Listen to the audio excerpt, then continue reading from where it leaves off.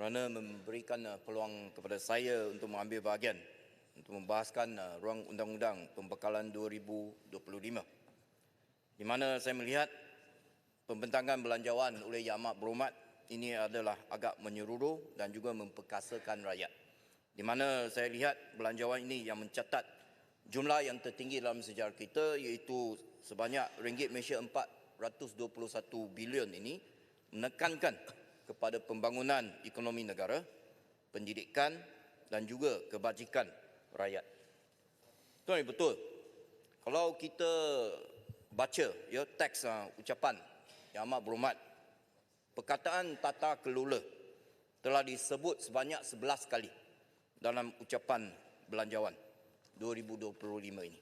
Dan ini adalah amat penting, tata kelola ini. Jadi saya sebagai ahli jawatan kuasa pilihan khas, hak asasi manusia pilihan raya dan juga reformasi institusi, saya melihat tata kelola yang baik adalah merupakan asas kepada hasil terbaik bagi rakyat. Jadi maka institusi seperti parlimen ini mesti berfungsi dengan lebih cekap. Dan kita lihat belanjawan 2025 ini akan meningkatkan peruntukan parlimen sebanyak ringgit Malaysia 14 juta kepada jumlah keseluruhannya ringgit Malaysia 180 juta. Ini adalah satu jumlah yang besar dan dengan itu kita mesti menggalas amanah ini dengan penuh tanggungjawab. Jadi saya difahamkan rang undang-undang perkhidmatan parlimen akan dibentangkan tak lama lagi. Dan saya harap ia akan membawa perubahan signifikan bagaimana parlimen akan beroperasi. Bukan saja apabila rang undang-undang perkhidmatan parlimen ini dibentang di sini adalah kita lihat dari segi bagaimana peruntukan kewangan, bukan saja kita lihat dari segi perjawatan, tetapi yang lebih penting ialah apakah peranan dan juga fungsi dan juga kuasa yang akan diberikan kepada parlimen. Itu adalah penting supaya parlimen boleh berfungsi dengan lebih berkesan. Maka di sini saya ada dua cadangan untuk reformasi parlimen ini. Antaranya kita harus memperbaiki cara kita mengendalikan atau kita membahaskan sewaktu peringkat jawatan kuasa. Contohnya apabila dalam peringkat jawatan kuasa kita nak bahas tentang rang undang-undang pembekalan 2025 ini, selepas bacaan yang kedua ini, saya lihat masa kini adalah kita buatnya di peringkat jawatan kuasa di main chambers ini. Sedangkan saya ada perhatikan di lain negara, parlimen mereka di mana apabila datangnya peringkat jawatan kuasa, mereka akan lebih khusus, ada lebih banyak chambers yang lain untuk bahaskan setiap kementerian. Dan mereka bahaskan dengan cara ayat demi ayat. Ahli parlimen yang minat, mereka akan duduk ayat demi ayat untuk bincang. Bukannya macam sekarang, setiap kementerian, barangkali ahli parlimen hanya diberikan 5 minit, kadang-kadang hanya tinggal 3 minit saja. Dan apabila waktu untuk menteri jawab, mungkin dia akan jawab dalam masa 20 minit, mungkin 15 minit, tetapi yang tak dijawab tu, kalau nasib baik kita dapat jawapan bertulis. Kalau tidak, langsung tak ada jawapan. Jadi itu bukannya satu amalan yang berkesan bagi saya, dan saya harap kita boleh mula di penggal ini kita bincang, dan supaya di peringkat jawatan kuasa kita buat dengan cara yang lebih menyeluruh supaya boleh melibatkan lebih ramai ahli parlimen untuk bahas. Begitu juga saya nak cadangkan agar tempoh persidangan parlimen harus dilanjutkan kepada sekurang-kurangnya 100 hari setiap tahun. Bagi saya ini adalah penting untuk memastikan lebih banyak undang-undang yang kritikal dapat dibahas dan diluluskan dengan segera.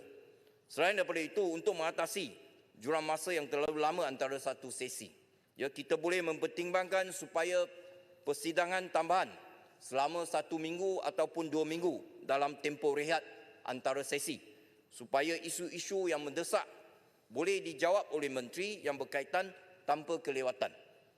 Melalui menteri boleh mengeluarkan statement menteri di persidangan parlimen ini. Sebab apabila ada persidangan parlimen, apa yang diucapkan ataupun kenyataan menteri itu akan mendapat tarikan daripada seluruh rakyat Malaysia. Maka apa-apa isu yang kritikal, yang selalu dimainkan oleh pembangkang yang mengerilukan rakyat, maka inilah tempatnya persidangan parlimen mempunyai ruang yang lebih untuk menteri menjawab. Jadi saya harap kalau boleh kita buat pembaruan melalui ruang undang-undang perkhidmatan parlimen ini supaya setiap bulan sekurang-kurangnya ada 1 minggu kita bersidang di parlimen. Jadi tempoh persidangan yang singkat sering menyebabkan kelewatan dalam meluluskan undang-undang penting seperti ruang undang-undang kebebasan maklumat, freedom of information. Sepatutnya kita bentang tahun lepas tetapi tidak dibentang kerana kesundukan masa. Contohnya ruang undang-undang keselamatan dalam talian dan juga pindahan akta. Ada tumpat, Yang Hormat. Benar kan? Terima kasih Ketua. Terima kasih Ketua Melaka. Jarang saya setuju dengan DAP, tapi hari ini saya nyokong penuh cadangan daripada Ketua Melaka untuk kita menyambung panjang sikit supaya memberi ruang kepada kita dan juga menteri menjawab. Kerana ini merupakan soal-soal dasar. Terima kasih atas cadangan. Terima kasih atas sokongan YB. Jadi akta-akta yang penting ini, undang-undang yang penting ini amat perlu disegerakan, terutamanya apabila contohnya modul operandi baru dalam penipuan atas talian yang semakin meningkat. Sedangkan undang-undang yang sedia ada tidak dapat mengawal mereka. Tidak dapat mendakwa mereka.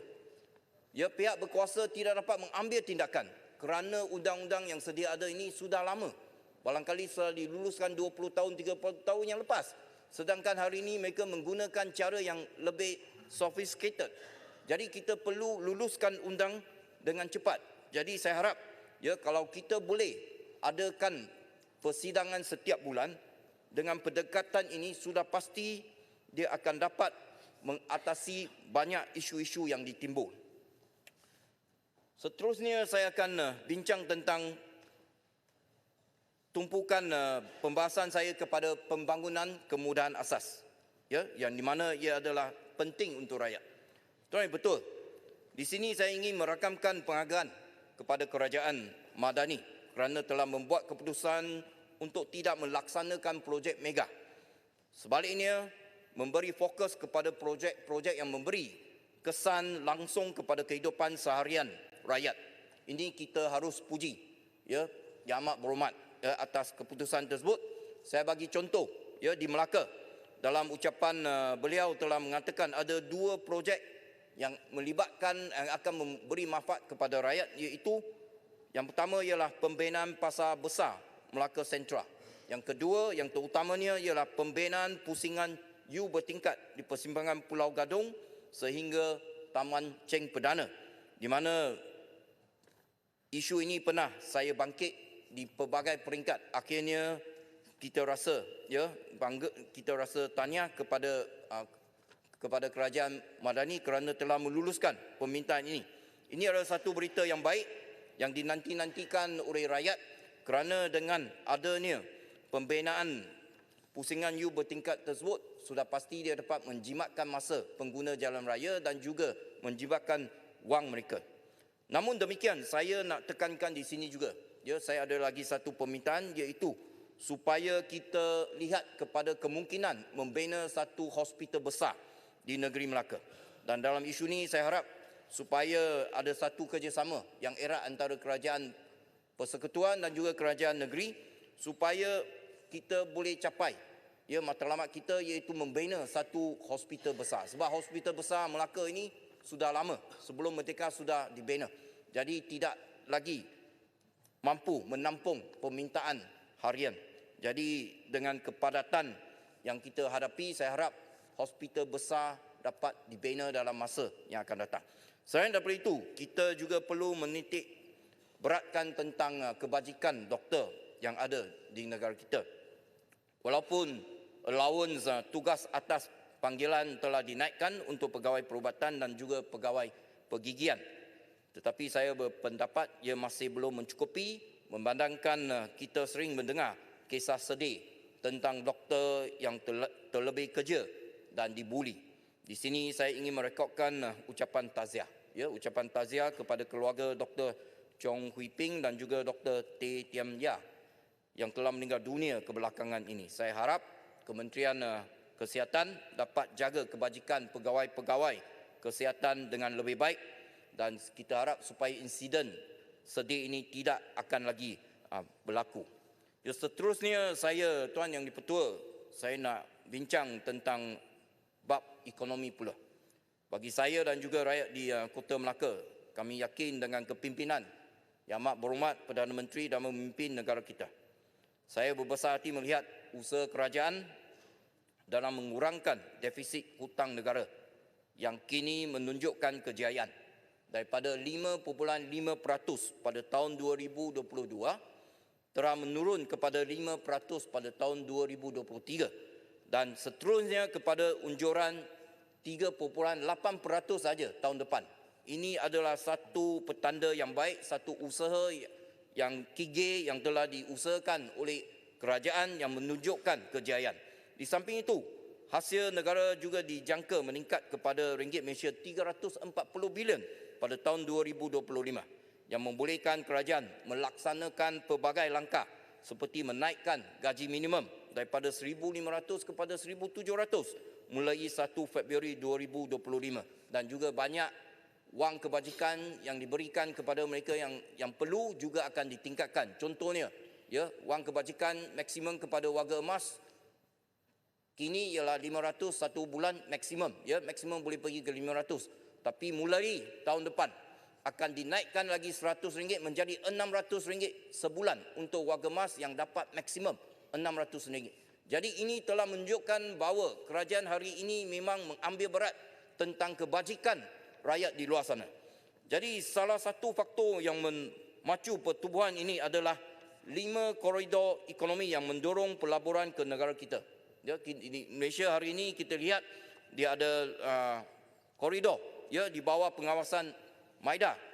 Kita ada 5 kawasan utama iaitu koridor utara, koridor pantai timur, Iskandar Malaysia, koridor pembangunan Sabah dan juga koridor tenaga diperbaharui Sarawak. Sudah pasti koridor-koridor ini adalah pintu masuk kepada sektor-sektor yang pesat berkembang seperti pembuatan tenaga boleh diperbaharui dan juga logistik. Pelabur akan lebih menumpu pergi ke melabur di kawasan yang menjadi koridor ini. Maka saya datang daripada Melaka. Saya ada rasa kecewa sedikit kerana antara 5 koridor ini tidak ada termasuk negeri Melaka. Jadi bagi saya koridor itu amatlah penting. Kenapa saya kata begitu?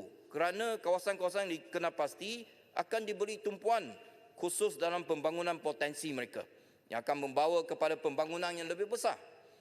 Memandangkan kedudukan Melaka, berhampiran dengan Johor.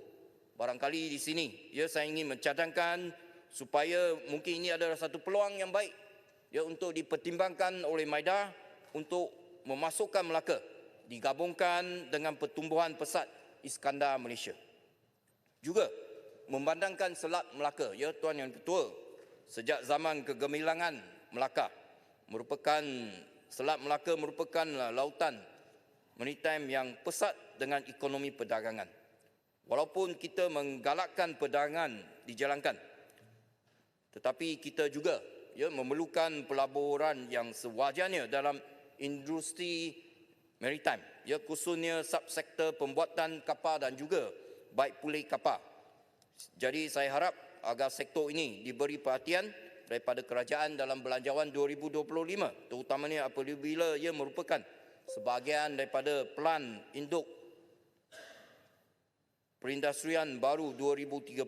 Salah satu langkah yang boleh diambil oleh kerajaan, saya cadangkan adalah agar mempertimbangkan untuk melanjutkan skim pembangunan maritime dan logistik oleh Bank Pembangunan Malaysia Berhad yang bakal akhir pada tahun 2025.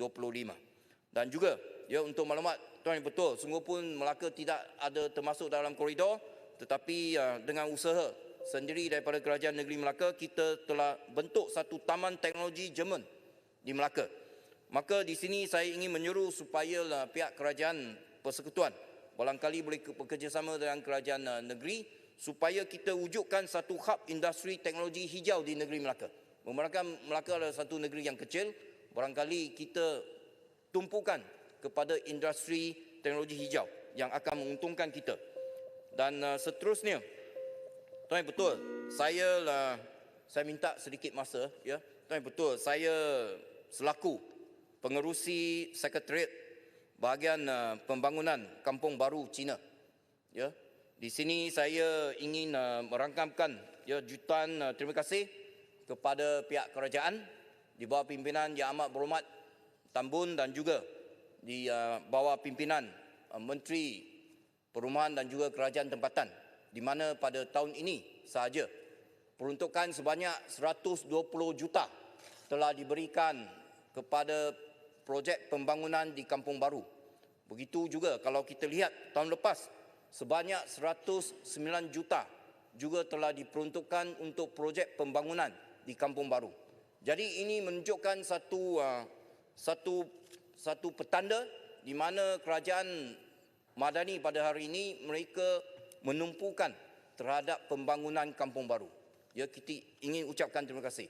Akan tetapi saya berasa agak kecewa apabila ada seorang pemimpin, ya, MCA, pemuda MCA di dalam convention pemuda MCA. Pemuda MCA itu kawan baik yang dipetul lah. Jadi dalam convention tersebut dia mempersoalkan kenapa peruntukan beri kepada Kampung Baru hanya sekadar 84 juta saja. Seolah kenyataan beliau seolah-olah memberikan satu gambaran kononnya kerajaan hari ini tidak mengambil berat tentang pembangunan Kampung Baru. Sedangkan kenyataan, ya, fakta sebenar ialah kita telah memberikan peruntukan lebih daripada 100 juta ringgit tahun lepas dan juga tahun ini. Kalau kita banding dengan 8 tahun yang lepas, 2017, waktu itu peruntukan yang diberikan kepada pembangunan Kampung Baru hanya sekadar 600 juta saja. Berbanding dengan tahun ini 120 juta. Dulu hanya 60 juta. 2017 hanya 60 juta. Tapi hari ini 120 juta. Artinya penambahan sebanyak 2 kali ganda. Ini menunjukkan keprihatian, ya, kita kepada pembangunan Kampung Baru. Beliau sebagai, ya, parti yang mengatakan memperjuangkan orang Cina sepatutnya mengalu-alukan keputusan tersebut. Akan tetapi dia ingin menjadi hero di masyarakat Tionghoa. Dia ingin, ya, mengkritik sesuatu yang tidak ada asas. Saya nak beri amaran kepada beliau, jangan menggadaikan masa depan pembangunan Kampung Baru demi kepentingan diri sendiri dia. Ya, jadi di sini saya harap supaya semua tahu bagaimana hari ini Kerajaan Perpaduan melaksanakan dasar. Bukan saja kita tumpukan kepada pembangunan Kampung Baru saja. Kalau kita lihat kepada bajet, kita juga, kerajaan melalui bajet juga menumpukan kepada pembangunan di Kampung Melayu. Banyak juga peruntukan telah diberikan kepada Kampung Melayu, Kampung India, Kampung Cina. Itu adalah hari ini Kerajaan Perpaduan. Kita memberikan layanan yang sama kepada semua kampung. Jadi saya berasa kecewa kepada pemimpin tersebut, pemuda MCA yang mengeluarkan kenyataan yang mengerirukan ini. Sebab dia akan memberi ruang kepada pembangkang, barangkali mereka akan bangkit isu. Kenapa berikan 120 juta kepada pembangunan di Kampung Baru?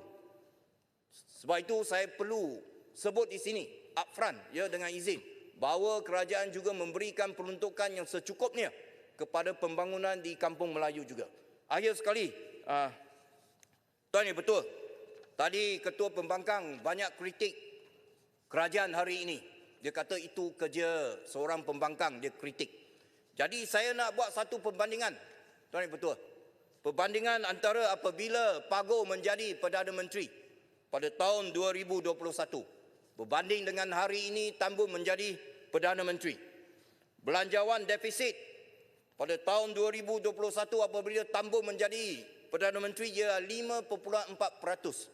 Sedangkan seperti yang saya sebut, tahun depan 2025 kita ramalkan defisit hanya sekadar 3.8%. Ada kemajuan. Begitu juga STL, sumbangan tunai ramah yang kita berikan waktu Pago menjadi Perdana Menteri, mereka kata dia seorang Perdana Menteri yang bagus waktu itu 2021. Maksimum yang diberikan hanya sekadar 1,800 saja. Sedangkan tahun depan kita naikkan sumbangan tunai ramah maksimum kepada RM4,600. Penambahan daripada RM180, RM1,800 kepada RM4,600. Ini adalah satu fakta yang kita harap supaya rakyat jelata dapat membuat pembandingan melalui fakta ini. Begitu juga nasib pesawat dan juga nelayan. Kita pertahankan, kita terus membela nasib mereka. Waktu Pago menjadi Perdana Menteri, hanya sekadar 1.7 bilion dibelikan untuk pesawat dan juga nelayan.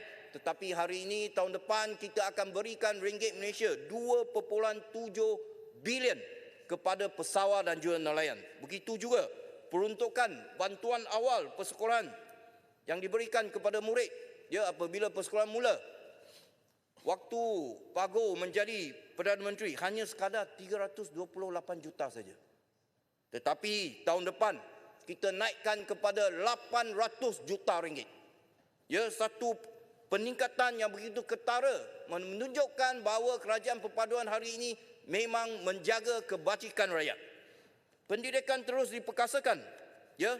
Waktu Pago jadi Perdana Menteri, Kementerian Pendidikan hanya dapat 50.4 bilion saja. Tetapi tahun depan Kementerian Pendidikan akan dapat 64.1 bilion. Peningkatan yang begitu ketara sekali. Juga begitu peruntukan untuk kesihatan. Pago hanya bagi 31.9 bilion. Tetapi hari ini Tambun sebagai Perdana Menteri memberikan peruntukan sebanyak 45.3 bilion pada tahun depan. Juga kita bagi kepada pembangunan Islam.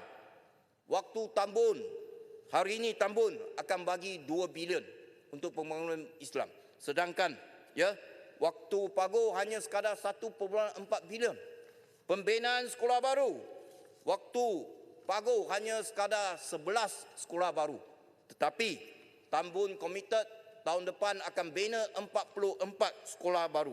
Jadi semua ini telah menunjukkan kepada kita bahawa hari ini kerajaan perpaduan, kerajaan madani ini memang kita akan uruskan kewangan negara kita secara berhemah, dapat penjimatan supaya penjimatan tersebut kita bagikan semula kepada rakyat demi kebajikan rakyat. Dengan itu, sekian, terima kasih. Tuan Yang Betul.